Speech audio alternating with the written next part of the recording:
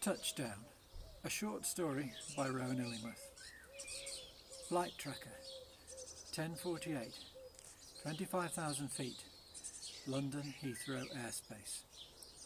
This is Emirates 777 approaching LHR. Final descent in 20 minutes. Wind 20 knots. Tower receiving. Proceed cruise at 150 knots. Await runway clearance. Tower over. It was just a normal flight for Richard Crestfield, an old pilot who'd flown since he was 12. He used to fly Harriers for the RAF and moved on to airlines as his career progressed. He was at the end of this flight and as his career as a commercial pilot. They tried to persuade him to leave years ago due to his unstable heart condition, but he had refused. He was with a trainer on this flight who was extremely nervous and worried all the time. However, Richard took pity on him. He remembered his first time in the air, and as soon as he'd landed, he'd caught the bug, and now it was time to pass it on. Thud. Captain, are you sure we're at the right speed? Positive. Besides, we have nothing to worry about. The autopilot is flying, and if you see the speed drop, it will just be the wind counteracting the thrust from the turbines. Thud. Captain? Concern swept across the trainer's face like a tsunami. You look a little pale. Everything stopped. The captain's head fell with a soft thump onto the display monitor. No. Please let this be a dream. This can't have happened. Stay calm. It was all too much for the poor trainer, and he fainted there in his 3-axis chair, and the colossal 60,701 pound Boeing 777X9 jolted violently sideways.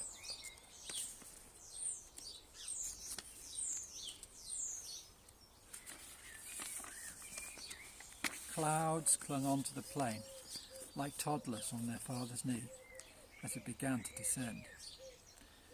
Turbulence whipped the craft up and down. In these worsening conditions, how long could this aircraft cope without its pilot? Patrick's knees struck the seat in front of him, sending a bolt of pain up his leg. This was his first flight, and up until now he'd enjoyed it. Flight attendants bustled up and down, muttering to each other. A baby started to cry. Patrick's mother turned to Pat as the aircraft pitched up and down unnaturally.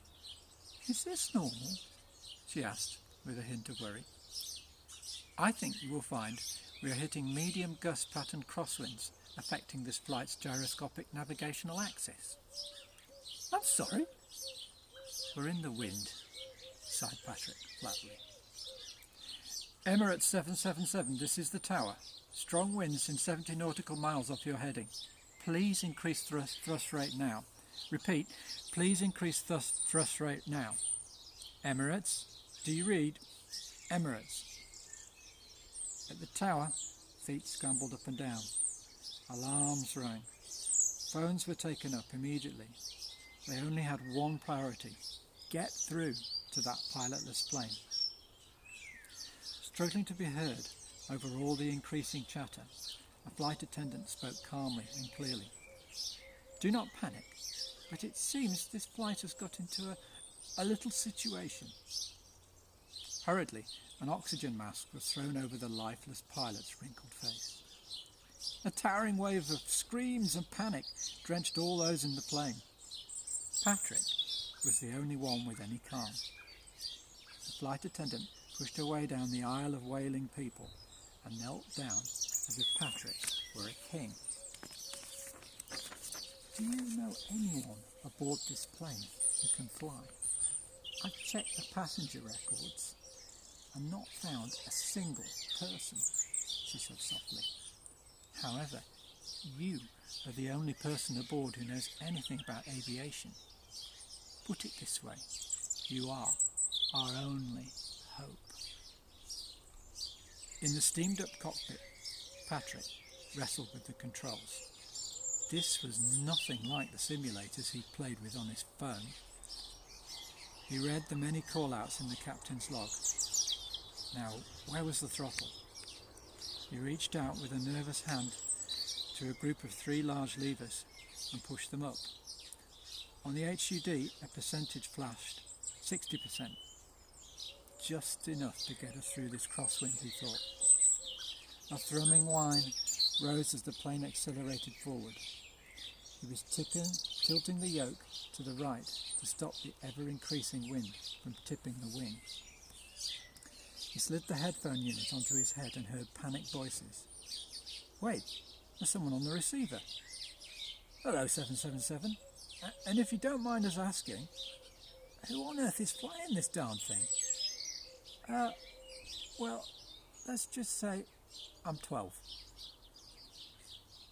Ever close, the ground flashed below him. He could see fields turning to houses, then to skyscrapers. He was nearing his hometown. London Heathrow controllers spoke agitatedly on the phone, delaying flights, signalling go-arounds, and trying to clear the busy runway. People stood queuing, not knowing what was about to happen. And after all, how could they? It was just another delay. Flaps at 20 degrees, preparing for final descent, a brave Patrick spoke. This is the tower. We have all safety measures in place. Angle 20 nautical miles to your left. Take it easy on the throttle. 1000. Angling nose, 20 nautical miles. 700.